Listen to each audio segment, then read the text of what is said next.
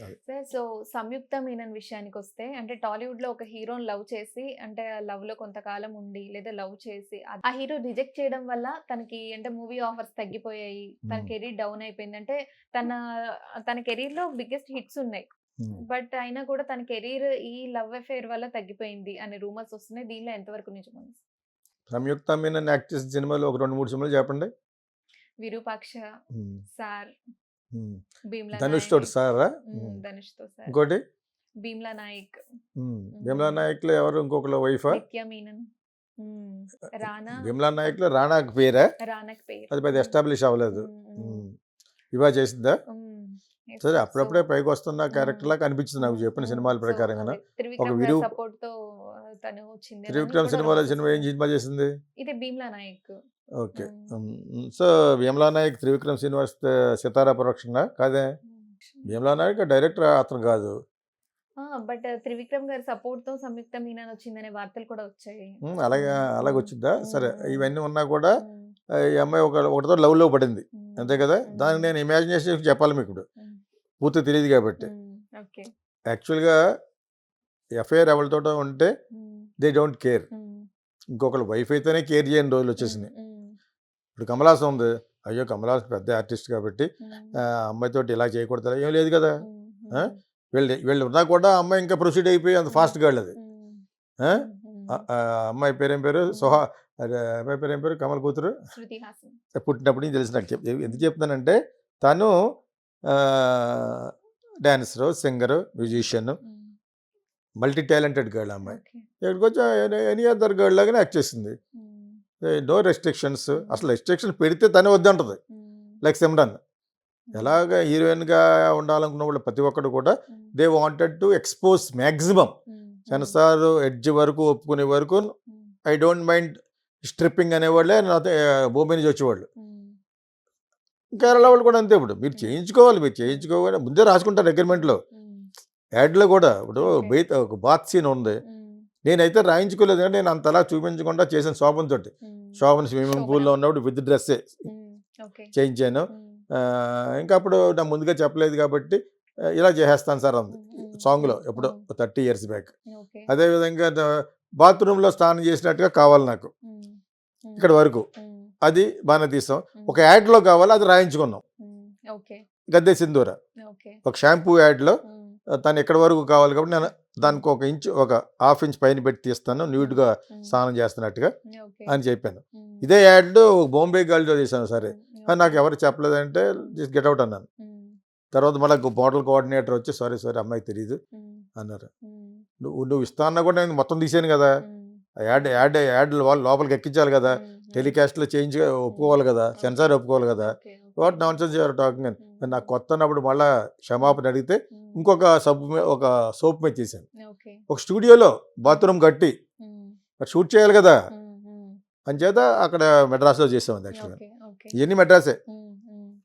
So, ఒక దాంట్లో ఎవడిలోతోటో లవ్‌లో ఉన్న సంయుక్త మీనన్‌ని హ్మ్. దాని గురించి సినిమాలు తగ్గుతాం అనేది ఐ హ్మ్. డోంట్ అగ్రీ విత్ హ్మ్. That. They don't care that. హ్మ్. హ్మ్. ప్రతి ఒక్కళ్ళకి ఈ రోజుల్లో అంటే ఇలాంటి లవ్ అఫైర్స్ వల్ల సినిమా ఆఫర్స్ అనేది లేదు. కాన్సంట్రేట్ అది ఏమి ఉండదు. చేయకపోవడం వల్ల. హ్మ్. అది హ్మ్. ఉండదు. హ్మ్. సక్సెస్ ఇక్కడ.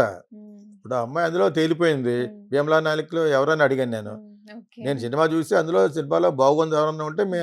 అమ్మాయి చెప్పాను. 'నిత్య ఎవరు? మీనన్'. నిత్య మీనన్ హ్మ్. బాగోలేదో చెప్పాను. హ్మ్. 'ఎన్టీ హ్మ్. రామారావులాగా ఇక్కడి వరకు బాగుంది. హ్మ్. ఇక్కడి నుంచి బాగోలేదని చెప్పాను. హ్మ్. ఆ! హ్మ్. హ్మ్. సో, అదే చెప్తాను నేను. ఇలా హ్మ్. ఉండటం వల్ల హీరోయిన్‌లకి ఆఫర్‌లు పోతాయి. నేనేం చేయను దానికి? హ్మ్. నేను చేసిన సినిమా బాగుంది, బాగోలేదు, దరిద్రంగా ఉంది అని హ్మ్. ఎవడన్నా చెప్పొచ్చు కదా! హ్మ్. హ్మ్. చిరంజీవి గారి అబ్బాయి 'గేమ్ చేంజర్' గురించి నేనేదో అన్నాను హ్మ్. చెప్పాను. హ్మ్. హ్మ్. అది తొందరపడి హ్మ్. అతని దగ్గర చేయకుండా ఉండవలసింది చెప్తే హ్మ్. హ్మ్. పైన ఇదో పెద్ద రాడ్ అని పెట్టాడు సినిమా రిలీజ్ ముందు. ఓకే.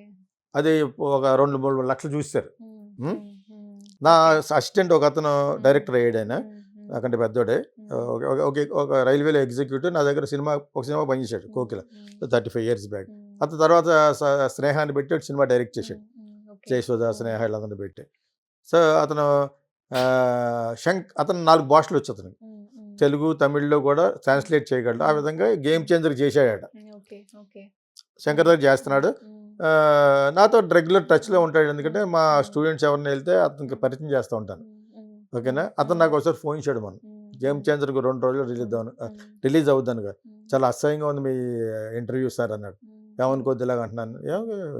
నువ్వు అన్నపోతే రేపు కూడా అంటాడు. ఏ ఇంటర్వ్యూ అన్నాను. అదే గేమ్ చేంజర్ రాడ్ లాగా ఉందని ఇది ఒక పెద్ద రాడ్ అని పెట్టారంటే తమ్మలైన నాకు సంబంధం లేదు. లేదా సినిమా చాలా బాగుంటుంది, నెక్స్ట్ లెవెల్లో హిట్ అవుతుంది చూడండి.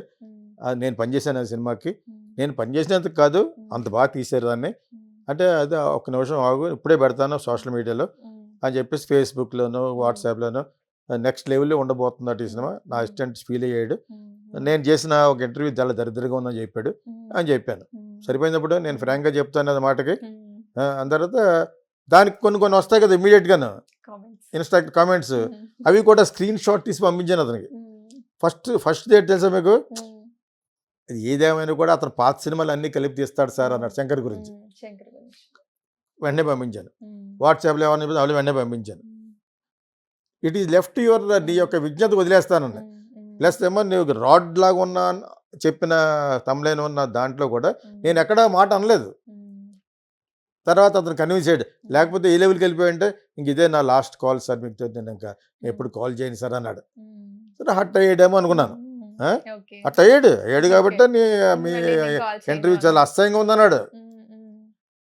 అప్పుడు వెంటనే మళ్ళీ మార్చి అతను చెప్పింది పెట్టి నెక్స్ట్ లెవెల్లో ఉండబోతుంది సినిమా అని పెట్టి దానికి వచ్చిన కామెంట్లు మళ్ళీ పంపించాను. ఆ కామెంట్లు ఎలాగ ఉన్నాయో అలాగే ఆడింది సినిమా. ఇప్పుడు ఐ లెఫ్ట్ హిజ్ డిస్క్రిప్షన్.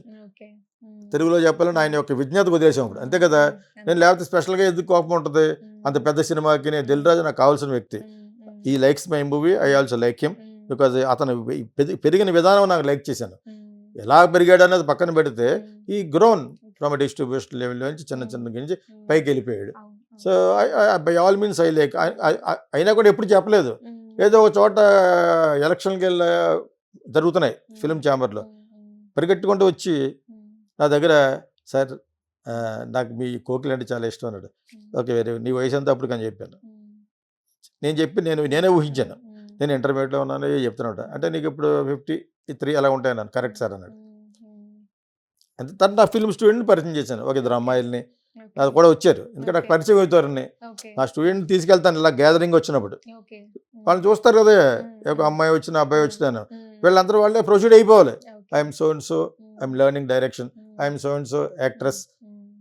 అప్పుడు ఇతను పరిచయం చేస్తున్నాడు అందరూ. నన్ను నార్త్ ఇండియన్ అమ్మాయి ఉంటే ఎవరో తెలుసా అన్నాను. I know is Dil Raj sir అందరు. అర్థమైందా మీకు? So that is my integrity అని చెప్తున్నాను. ఇంకొకరికి ఉపయోగపడతాను కానీ నా జీవితంలో ఇంకొకటి దెబ్బ కొట్టను నేను. కాకపోతే ఫ్రాంక్గా మాట్లాడతాను. ఆ గేమ్ చేంజ్ గురించి అలా మాట్లాడని చెప్పేసి హీ ఫెల్ట్ బ్యాడ్. అదేవిధంగా ఇప్పుడు నువ్వు చెప్పిన అమ్మాయి పేరు సంయుక్తమేనన్ను. కావాలని ఎవరు ఎందుకు పెడతారు? ఎవడో మాట ఇక్కడ ఎవడు ఎండో, ఎవరు కూడా కరెక్ట్గా చెప్పరు. ఇది నాకు పడుకోలేదు కాబట్టి దాన్ని పెట్టుకోకండి అంటాడు ఎవడన్నాను. ఎవరు డైరెక్టరో ప్రొడ్యూసర్ అన్న వీడు ఊరుకోడే. వాళ్ళ అమ్మాయి కావాలి, ఆ అమ్మాయికి సక్సెస్ ఉందంటే ఎవడు ఊరుకోడు. ఇప్పుడు మీనాక్షి చౌదరి ఎవడో తెలియదు మనకి, తెలియదు కదా. తెలియకుండా భాస్కర్ అన్న సినిమాలో యాక్ట్ చేసింది, తర్వాత వెంకటేష్ సినిమా యాక్చింది. భాస్కర్లో కూడా మంచి పేరు వచ్చింది. ఒక్క సీన్లో కూడా అతిగా చేయలేదు, కుదరలేదు ఆ సినిమాలో.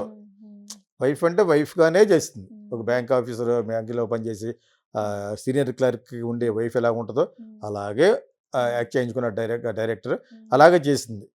కానీ అప్పుడే జనాలకు ఒక్క ఫ్రేమ్ చాలు, బాగుంది ఇది అంటారన్నమాట. ప్రజలంటేనే సినిమా ఫీల్డ్లో పైకి వస్తారు. బాగుంది ఈ అమ్మాయి బాగుంది అన్నారన్నమాట.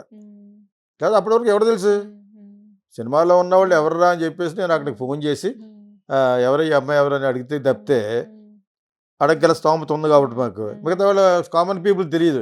ఈలోగానే వచ్చేసింది ఈ అమ్మాయికి వంట వెంకటేష్ సినిమా అని అదని ఇదని ఈ అమ్మాయి ఫలానా అమ్మాయి అని వచ్చేసింది. అర్థమైంది ఇప్పుడు మీకు? So that is how it will multiply your offers. కావాలని ఎవరు చెప్పరు, చెప్తారు కొంతమంది.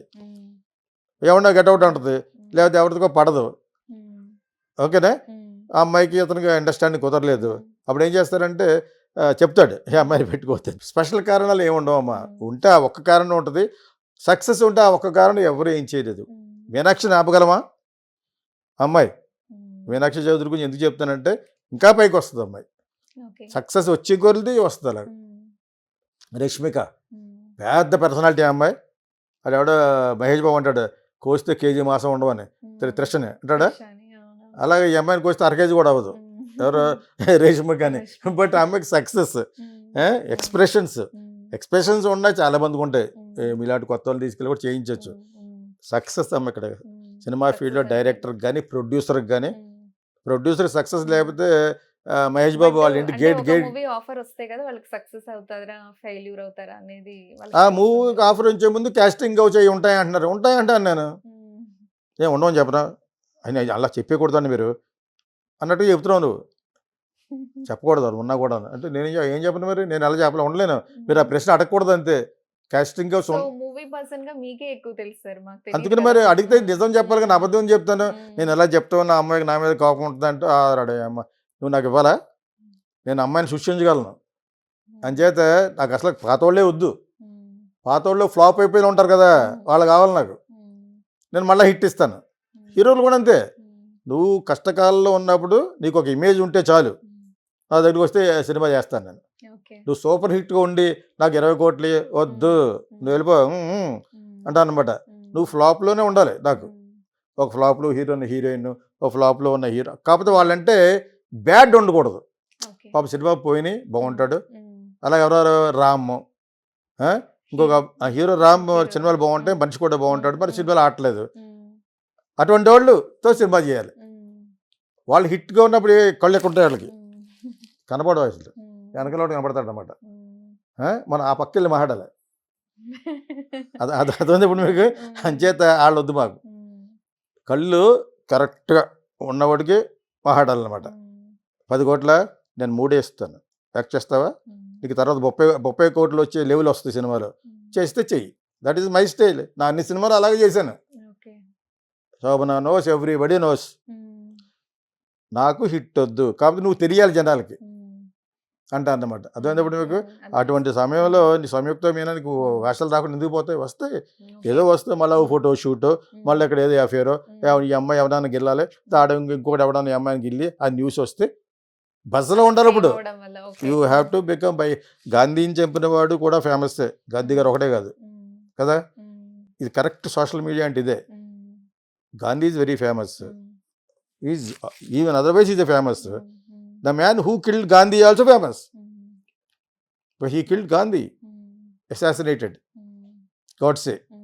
అంచేత ఇప్పుడు ఉన్న ఈ సోషల్ మీడియాలో whether it is good or bad, preferably బ్యాడ్గా మాట్లాడగలిగితే you're on the limelight. There should be some truth behind it. That is what I'm doing it. So కొంతమంది కోపం వస్తుంది, ఎలా మాట్లాడుతున్నాడు నీకేం పని లేదా అని ఒకటి రాస్తాడు. ఈ సినిమాలు లేవురా ఇస్తావా? నువ్వు చేస్తున్నావు మరి ఆ సినిమాని అంటావు కాబట్టి నువ్వు ఒక సినిమా చేయి అన్నట్టుగా. నన్ను 10 కోట్లు పెడతాను, నువ్వు కూడా 20 కోట్లు పెట్టు తీస్తానంటాను. నాకు కోపడినా ఎందుకు కోపడాలి? వాడు గీడు అన్నాడు నా వయసుకి నా సీనియారిటీని మొక్క మీద తంతా అని చెప్తాను సైబర్లో పెట్టి. అందుకు నీ మంచి తగ్గారు నాకు అర్థమైంది మీకు. అంతవరకే తప్పితే ఎంతమంది చెప్తాం. ఒక 100 కామెంట్లు ఉంటాయి, అందులో ఒక కామెంట్ పైకి వస్తూ ఉంటుంది. నాటక చూసారు మీరు, ఒక కామెంట్ పైకి వస్తూ ఉంటుంది. అది ఆ ఒక్కడికే సమాధానం చెప్తాను సరదాగా. అదేందా వాడు ఏదో పెద్ద పిస్తాకాళ్ళు చెప్తాడు అనమాట. అది ఎప్పుడైనా ఇంగ్లీష్ మాట తప్పు మాట్లాడాడు అనుకో, వాడు ఎవడో పెట్టాడు, వాడికి సారీ చెప్పాను. చాలా ఛానల్స్ చెప్పాను. యాంటీ ఎంకంబెన్స్ అంటారు, ఒక పార్టీకి పరపతి పడిపోయేదాన్ని.